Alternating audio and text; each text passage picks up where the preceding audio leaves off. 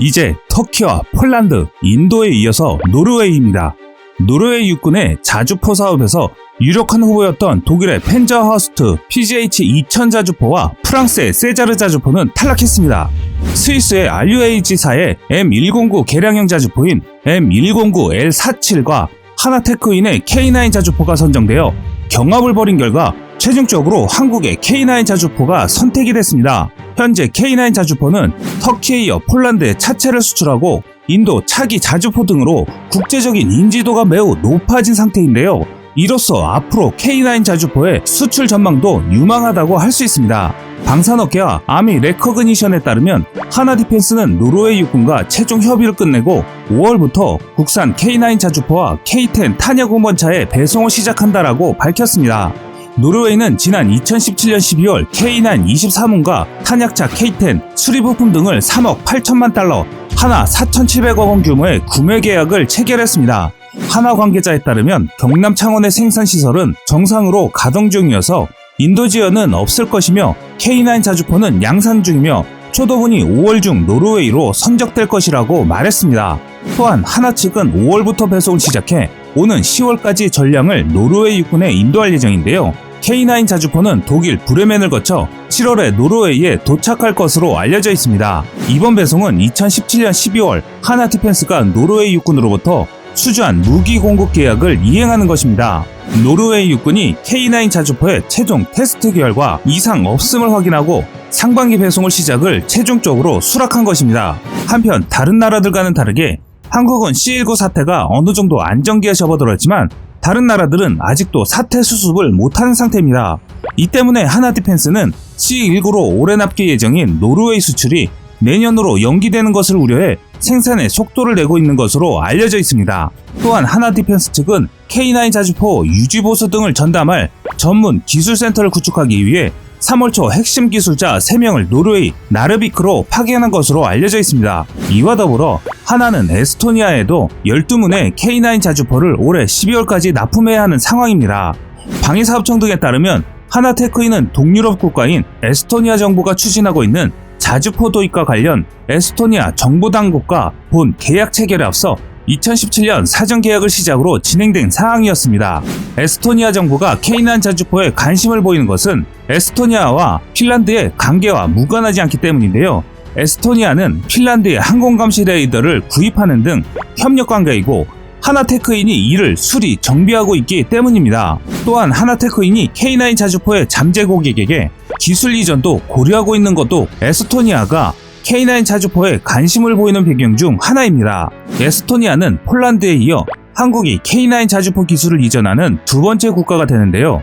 2017년 폴란드는 지상군 전력 강화를 목적으로 하나테크인의 포병 시스템을 도입하기 위해 2,794억 원 규모의 자주포용 K9 차체 수출 계약을 체결했고 핀란드 역시 지난 4월 1,915억 원 규모의 K9 자주포 수출 계약에 서명했는데요. 이렇게 유럽 국가들이 많고 많은 자주포 중에 왜 한국의 자주포를 유독 사랑할까요?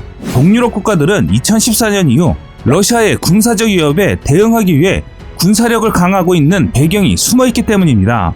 K9 자주포는 약 700대가 해외에 수출된 한국의 명품 자주포입니다. 위에서 언급은 안 했지만 터키와 폴란드, 인도 등에도 수출됐습니다. 이 덕분에 K9은 현재 전 세계에서 운용 중인 자주포의 약 50%를 차지한다고 군사 전문 매체 아미 레커그니션은 평가하고 있습니다. K9은 구경 155mm 52 구경장에 장포신을 채택해 사거리가 최대 40km에 이르는데요.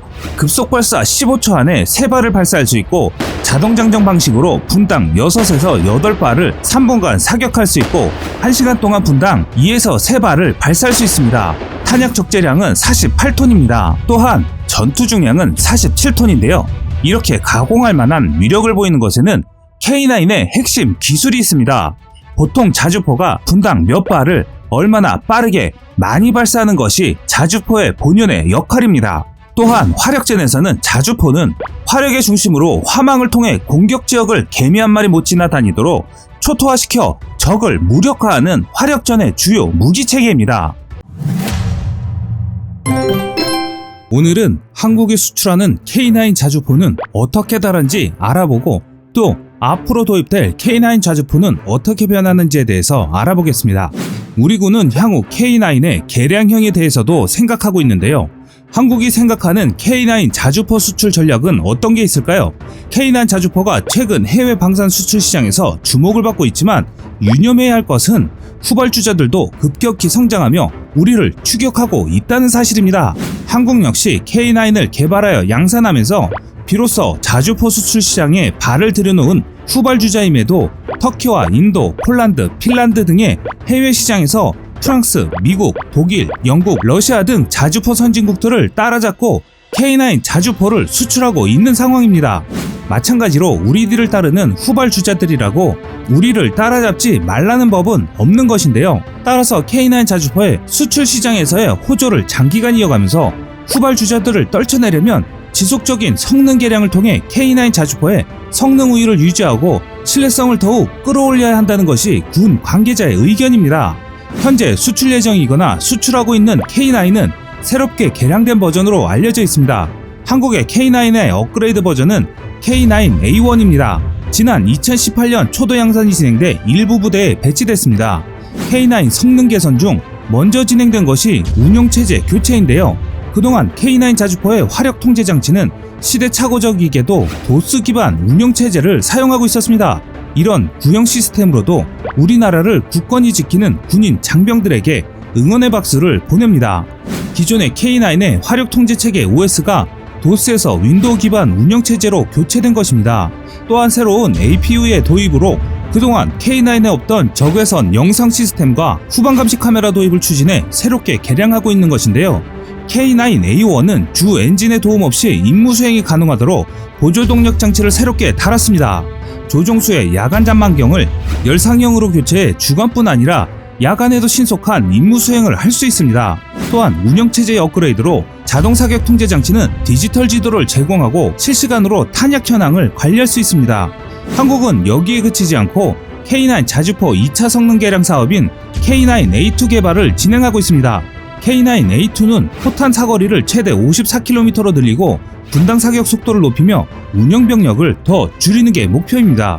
특히 부분적 무인화와 자동화를 통해 로보트한 곡사포로 포의 성능을 개량할 계획으로 알려져 있습니다. 장기적으로는 완전한 무인화를 통해 운용 병력 없이 원격 조종으로 목표를 수행하는 K9A3에 도달하는 목표를 가지고 있습니다.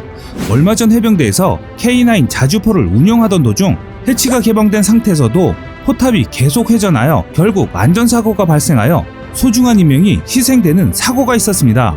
이러한 사고를 통해 얻은 교훈에 따라 K9 개량형에는 조종수 자동안전장치가 도입되고 군 병력의 감축으로 운용 인원을 줄여서 기동할 수 있도록 추진 중입니다. 궁극적으로는 완전 무인화로 추진하겠다는 것인데요. 이외에도 기존의 관성 항법 장치에 GPS가 추가되면서 위치 확인 장치와 운용 제한 수집 장치의 신뢰성이 강화되고 정밀도가 더욱 향상되면서 더욱 정확한 사격 제한 산출이 가능하게 된다는 점 역시 K9 개량형의 중요한 개선사항입니다. 그럼 다른 나라에 수출하는 K9은 한국의 K9과는 어떤 차이가 있을까요?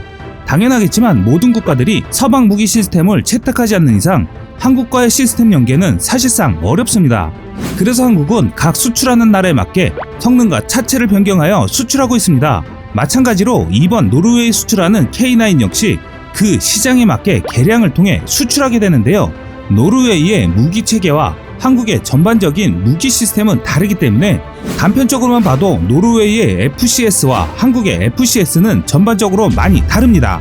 이를 위해 한국은 K9 개량형에 FCS와 함께 노르웨이 국산 사격 지원 체계인 오딘이 통합될 예정입니다. 오딘뿐만 아니라 무전기 등도 노르웨이 정부 지정 관급품이 탑재되며 노르웨이가 독자적으로 개발하여 운영하는 사격 지휘 체계와 연동됩니다. 또한 K9 개량형 프로그램 일부도 노르웨이 K9 비다르에 반영되는데 구체적으로는 K9 개량형의 FCS와 전후방 카메라 등이 비다르에 채용될 예정입니다. 또한 인도가 도입할 K9 바지라티 역시 인도 국산 구성품이 다수 도입되는 인도형 K9입니다. 이 또한 인도 육군의 지휘 통제 체계와 연동이 될 것이며 인도 국산 155mm 탄이 사용될 것이기 때문에 인도 국산탄의 재원을 반영한 탄도 계산을 위해 FCS를 새로 개발, 통합합니다. 특이한 것은 인도의 K9은 기본적으로 곡사화기인 K9에 직사 사격 능력이 부여되는데 이를 위해 직사를 위한 조준경이 추가적으로 장착될 예정입니다. 폴란드도 K9의 차체를 도입하여 그들의 크랍 자주포에 포탑과 결합하여 운영합니다. K9의 차체와 크랍 포탑을 호환하기 위해 구동 부분이 재설계되었는데요. 포신 잠금 장치 또한 크랍의 포에 맞추어 재설계되었습니다. 재설계를 할 때 단순히 포탑과 차체 호환뿐만 아니라 폴란드 육군이 요구하는 성능을 물리적으로 구현할 수 있도록 설계하면서 한국의 기술력에 감탄했다는 관계자들의 후문도 있는데요. 한국은 단순히 무기만을 판매하는 것이 아니라 한국의 무기 체계를 그 나라 상황에 맞게 제작하여 수출을 하고 있습니다. 한 국가의 방산 무기를 판매하는 것은 단순히 무기만의 재원이 좋다고 계약이 이루어지지 않습니다. 한국처럼 군사외교적으로 입김이 적게 작용하는 나라는 온전히 그 무기의 성능과 판매한 국가의 신뢰를 바탕으로 계약되기 때문입니다. 한때 인도에서 행해진 K9 시험평가는 라자스탄 사막에서 시행된 등판 시험에서는 가혹한 사막 환경에서 2개월 동안 시험평가가 진행됐으며 이후 2014년 3월까지 인도 현지에서 시험평가를 하면서 혹한 사막 지역에서의 운용성 평가와 인도 국산탄 사격 지연 계산 데이터 획득이 이루어졌습니다. 총 1000km 주행과 587회 사격을 통해 엄격하게 평가를 받았습니다. 한국은 미국처럼 자국산 무기 판매를 위해 정치적인 외교도 없습니다. 또 그 어떠한 압력도 없습니다. 오로지 기술력만으로 전 세계에서 평가받고 다른 쟁쟁한 나라를 따돌린 것입니다. K9 자주포를 타국에 판매하면서 기술 이전에 대한 많은 우려가 있습니다. 하지만 한국이 이전해주는 그 기술들은 이미 과거의 유물이 될 정도로 한국은 더 앞서 나가 있을 것입니다. 지금까지 세상의 모든 군사무기를 얘기하는 꺼리투브였습니다. 시청해주셔서 감사합니다.